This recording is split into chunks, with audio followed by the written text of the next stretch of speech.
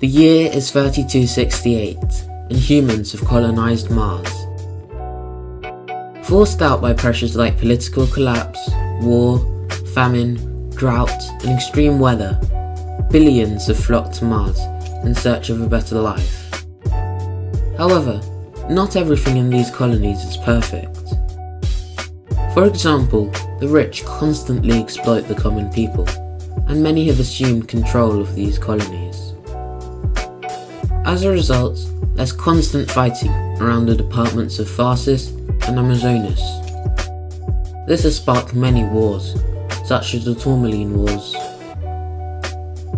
Since the founding of the 30 departments of Mars, people have been mining tourmaline for electricity, bringing trillions into their economies. As I mentioned in my last episode, which you can find either here or in the description below, these Martians live in small city-states, which are covered by massive domes which the powerful use to shield their economies from the other cities.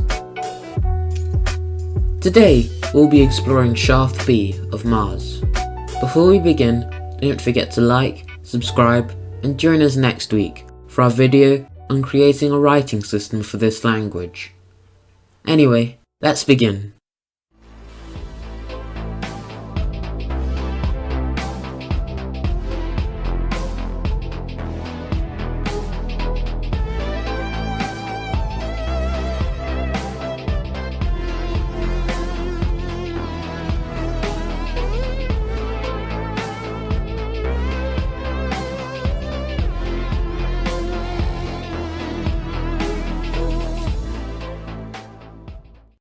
Shaft B is a large tourmaline mining city in Amazonas, and since its foundation it's been ruled by the ruthless tyrant Inukkubulo. And despite the fact that trillions are made in Shaft B every year, most of its citizens still live in poverty. So let's get conlanging.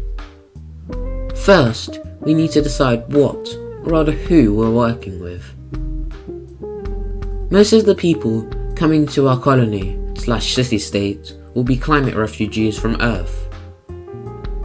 These are some of the main countries which I've projected will come to Mars. And this will be our ethnic makeup. The people in our countries speaking these languages. First, we need to derive the phonology. I think we should base this off French or Greenlandic, as they're the most common languages spoken. And I'm going to do this using the axe technique. If you don't know what this is, I suggest watching this video, but in essence, it's taking the most common sounds from one language, adding them to another language, then applying a few sound changes. After doing this, I ended up with this. Shaft B's phonology. As you can see, I've kept most of the most common sounds. However, one of the sound changes which I applied got rid of practically all the unvoiced stops, which is a little weird, although languages do this all the time. For example, during the change from Latin to Spanish, a lot of voiceless stops were voiced, then turned into fricatives. And sometime soon in our language's history, these sounds will re-emerge. Let's also add some gemination, the lengthening of consonants, a feature found in both Greenland and the Maldives. And for the vowels, I think I'll keep with Greenlandic's 3-vowel system, but let's add a 4th vowel, as well as this nasal variation. And for the stress, let's keep it on the first syllable, with the penultimate syllable experiencing secondary stress. I also think we could make this language syllable timed. The stressed syllables will increase in loudness only, the quality will not be affected. For the phonotactic constraints, I think it would be quite interesting if we had open syllables, but this doesn't mean that we can't have any consonant clusters. I think we can allow 2 consonants at the onset of each syllable, these being the clusters allowed. This means that we'll have CCV syllables. Now, onto the morphology, syntax and grammar.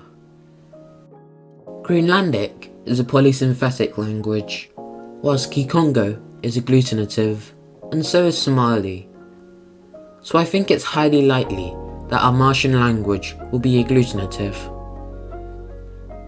Now our language will have nominative accusative alignment, but it will also have split ergativity, meaning that the ergativity only applies in certain tenses and aspects. For example, ergativity is present in certain aspects, as well as the future tense of my language, as demonstrated here with our noun meaning house, taking on the additional fu to become ergative. And the rest of the time, the nominative is unmarked, whilst the accusative takes on the suffix ba. And these are the plural forms of that same noun. As well as the ergative and absolutive, there are many other cases, such as the locative and the genitive, marked by the suffixes nye and ngeda. Now on to verbs. This is our copula, lesute, which means to be. And like all infinitives in Shaft B's language, it ends with an E.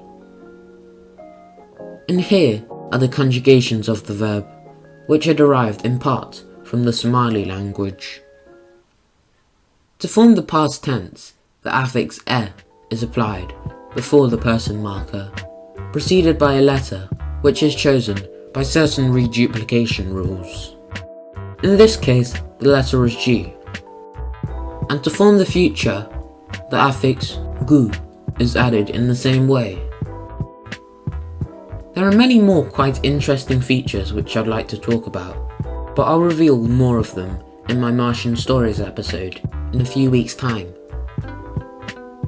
And finally, for the word order, our language will be an SOV or AOV language. This word order will be enforced strictly, since the aforementioned case markers are not obligatory. And since you watched to the end, here are some sample sentences.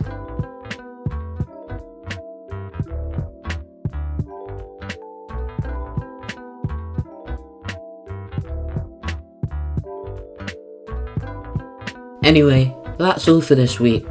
I hope you enjoyed this video, and I'm really sorry for the long wait, but I'll see you next week for our video on creating a writing system for this language. Bye!